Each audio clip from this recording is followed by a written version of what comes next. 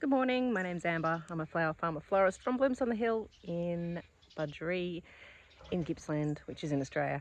And it's a gorgeous winter day. It's the 11th of June and it feels like spring. So I thought I would do just an update of what's going on the farm in June, and thought you might like to see what's going on. Straw flowers are still going. I'm getting a little tired. And I have been scattering the seeds. So for example, this one, you can just pull the middle out and there's lots of beautiful seeds in there. There's little brown things, and I have been saving them as well. So I've got some envelopes full of seeds. These like to germinate, so might get a bit of regrowth. Hopefully these will come back next year, but these have been flowering since spring. So I love these. So cheerful. It's so nice to be able to bring them into the house in winter. The perennial bed is looking pretty dormant. My phlox, these little plants here. There are perennial phlox that are getting chewed on. I'm going to have to put something down to stop that. The peonies have been planted that I bought, and I put them in with some blood and bone, and the dog's been digging them up, so that's great. And then those 3 roses I put in the other day, actually they'd be due for water. You can see my husband way up there on the tractor. He's taken a bale of hay over to my cows, who are, oh, you can just hear them. They're up the top of that hill there. Let's excuse my washing. Just under this bit here, this dirt patch here, I planted some allium bulbs. So I planted only 40. I've never grown them before. So this little garden patch along here, these are foxgloves, and weeds. There's some weeds. This was always a bit of a test patch.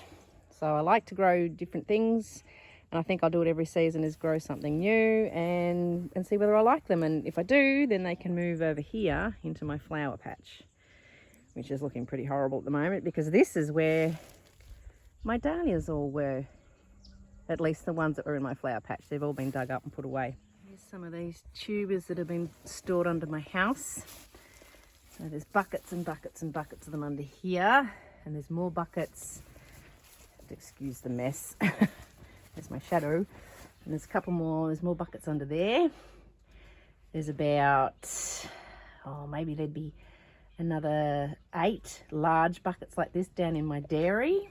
And then there's some more down here. And this is a duck house my husband built. And then this section on this side is going to be more of a garden shed. It's still not finished, but at the moment there's a fox cage and there's lots of buckets of tubers here.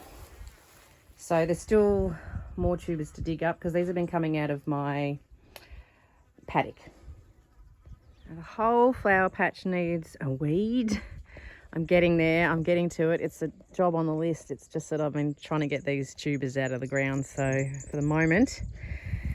But look, this is a patch full of weeds, but it's also full of daffodil bulbs, and it's got snowdrops, and they're coming up. It's exciting. Look at that. Promises of spring. These are my eating peas. I did weed these the other day. And my garlic is going really well. I need to weed in here as well. And that one's got my snow peas there. I do actually have some flowers over here. Oh, I need to weed my cornflowers too. There's a few cornflowers there. They need to be weeded too. Sweet William is blooming, which is really odd. I don't think it should be doing it yet, but anyway. So I could pick some of that just to put in the house. Haven't grown that before, so don't think it should be blooming now, but anyway. The early stock I started, some of it's actually blooming. So that's not much good for me for spring, but this is so pretty. Yeah, as I said, all these days in my flower patch have been dug up. So that's nice. I got my kids to help me with some of that, so that was good. All of this is a big jungle over here. So there's carnations here and some black-eyed Susans and lots of weeds, obviously. So I've got to clear all this out. But then up here, I have planted out some more hardy annuals. Oh, you can see my bull got out. You can see his big footprint here. That's my bull. He came up through that gate there, which was open. He was supposed to be in a paddock way below, and then the electric tape was down. So he's come wandering up through that gate yesterday, and he came up here and he stood on, you can see these footprints here. He managed to walk around my cabbage, and he missed my Ammi-majus here. I think it's my Ammi-majus. And then he missed my oryx, whatever it's called. And then he managed to stand on 3 of my Orlea seedlings. So he did pretty well, really. He didn't trash the rest of my garden, and he actually missed all the cabbage too. Anyway, and then he wandered out around that other side of that tank is a little gate that I go through, and then he wandered out onto the road and wandered down the road. But we got him back, but he could have caused untold damage in my garden, but he didn't. My son, my 12-year-old son, excuse my shadow, has started hacking at this lot of blackberries here. I've got to clear all this out, and then I'm going to have to poison it. There's going to be no other way. But this is the back, along the back of my garden. There's raspberries. So this little fence here, it's just a little bit of fencing that holds the raspberries up, but they were not very good raspberries, and then they're completely now covered with blackberries, which is a noxious weed in Australia. It was introduced. So this has just all got to go, and because this is a huge space that I could just have a whole lot more garden beds in, and I was actually thinking potentially roses along here. So, but first I've got to try and kill off this blackberry. It's going to take me, I think, a number of years to really get it. Anyway, that's a job in progress. Now, this is my dahlia paddock. This is a little harder to see, but plans have once again changed for this. So right at the bottom down there is a beehive. There we go, there's a beehive. Now, that is about to where the end of my dahlia rows go. So each large row, this was done by the tractor. My husband ploughed this up, and it's a tractor width, obviously. And I had 5 rows of dahlias in here, planted 30 centimetres apart. And then there's another one over here. So with another 5 rows of dahlias. Okay, so, and it's about 50 metres long, these rows. So it's a lot of dahlias. I was going to keep them all in, but I decided against that because I do want to have tubers to sell. So what I have done is I have left some in. And so, for example, these are the sweethearts, this particular variety. And I've left 10 in. And what I did was I dug up every second one, so to give them more space. And so 10 of these sweethearts are still here. And then I pulled up the rest. So I'll sell all of those tubers after dividing them. And then, so this bit here is empty. And then we get to the next variety, which is Atlantic Jewel. So I've left these in. I've left 10 of those in, and then a gap. So this is second lot of sticks here. This is as far as I'm going to go down next season with my dahlias.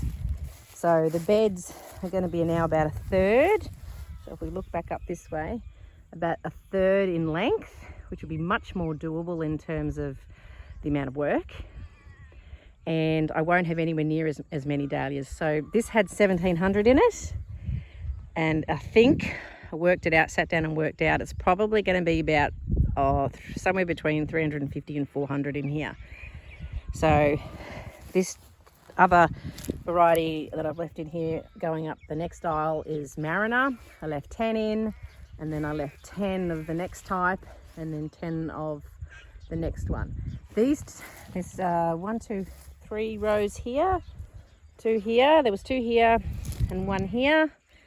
They've just all come up because they were all of the one variety called a Winky Cavalier. So I've left 10 Winky Cavaliers up here at the top, and then because I had so many of them, there was 380 plants of these Winky Cavaliers that went all the way down and back up again in 3 rows. 380 is way too many. So they've all come out, and I've just left the 10, and and hopefully we can sell as many as possible. The plan is to plant 3 of each variety that I own up in my flower patch because it does better, which is up there. So the reason behind making it shorter, making it smaller, is because mentally absolutely exhausted before I even, look at my hair this morning, exhausted before I even got started with anything. Also, we're coming into a drier summer. It's apparently going to be a drier winter. We had a very wet and cold, nasty spring last spring. It actually didn't even feel like a spring. It just was sort of winter, and it just kept going. We had the fire going the week of Christmas, and it's summer here at Christmas. So that was it. Well, you know, it happens. Weather's seasonal. It does that.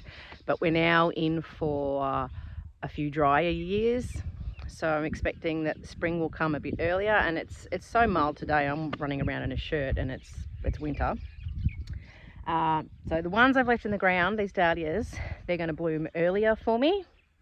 Reason for leaving them in. So I will have some early, and I'm going to then plant out some of the new varieties I got. So for this last season just happened, I bought about 100 new ones. So I'm going to plant maybe 5 of each one or 3 of each one, depending how I go dividing the tuber, and perhaps put 3 or even 1, depending on the variety, up in my flower patch. Some I won't even keep. Some I'm going to just sell altogether. But there'll be more variety here in the paddock, and there'll be less of each variety. And this paddock will mostly be used as a tuber breeding area. So I will have to pick the flowers, and they can go to market, farmers markets, and if I do manage to get onto any florists. But I certainly won't be doing a pick your own. I don't think I quite like the idea of that anymore. It's just could end up being too much of a potential legal hassle, having people coming onto your property. So that's where I've sort of gone with that. Plus, the thing is, I don't have a horticultural type watering system going on yet. So I have to water everything by hand. The dahlias in my paddock didn't get up very large at all. Normally they get up to my height, which is, I'm only like 5 foot just. So, but still tall. It's still tall for a plant. But they didn't do that here in the paddock because they didn't get enough water. And I certainly wasn't able to give them any liquid seaweed, which is something I do with a watering can. So, you know, 50-meter lengths, and there was 10 of them. That's completely undoable. So I actually feel a huge weight lift off me now. I've just got myself for less work. So I know I've organised it so that there's less work coming up for me, which is great. I feel so much better. So that's the plan. What else was the plan? Can't remember. But yeah, I've still got some dahlias to dig up on this next aisle over here. I actually don't have that many to go. It's been fairly quick, but we're getting there. Just remembered the other thing I was going to do. I'm going to get some weed matting to put in the aisles because I didn't have that for this season. So you can see that all these weeds here have grown up. So now that the bed's going to be nowhere near as long, it'll only be as long as those second lot of sticks that are, oh, there they are, just above my finger. That's definitely much easier to put down weed matting. And if I need to expand the beds, because I am going to be putting these new varieties down here, a limited amount, but yes, they'll be down here. There's a gap in between this lot of rows and this lot of rows here. So there's this big gap here. Hubby left this deliberately so we could fit a tractor or any kind of vehicle down here. You know, the 4-wheel motorbike with a trailer if I was picking flowers. I didn't actually need it, so I could expand out sideways if I needed to. Oh, and did you notice, I was just looking back at the previous clip, did you hear the kookaburras yelling in the background? If you wondered what that bird was making all that racket while I was talking about potentially selling dahlias to florists, it was a kookaburra. It was very noisy, and I only noticed it just as I happened to watch that clip back. Anyway, I'm gonna get stuck into more tuber digging. It's the hardest part really of dahlias, is digging them up. But that's what we're up to with the farm, with the whole flower farm bit in June. Not an awful lot happening, just really just trying to get these tubers out of the ground and get them away, and then start to contemplate the huge task of dividing them. I've got a wedding definitely booked in now for September on the 15th, which is great. So looking forward to tulips and ranunculus and daffodils and all those sorts of lovely things for her wedding, which hopefully will all be blooming beautifully. So I'm going to enjoy the beautiful weather. I hope you have a good weekend, rest of the weekend. It is a Sunday, and I'll catch up with you another time. Bye. Really quick PS to this video. I finished digging up my dahlias. Yay. I feel so sore, but good. This is good. So the lengths of the beds are now a third of what they were. There's still some left in, just a handful, 10 here, 10 of a different variety, 5 of some varieties, but they're all up this end. So now I've just got to get the weed mat to put in the aisles so I can, that's a lot more doable. I don't have to get lots of 50-meter lengths, so I can get that done and get the weeds cleared, and then just get the beds prepped over the next couple of months to put the dahlias back in again. So that'll be October. In the meantime, we can celebrate that they're out. Anyway, I'll catch up with you later. Bye.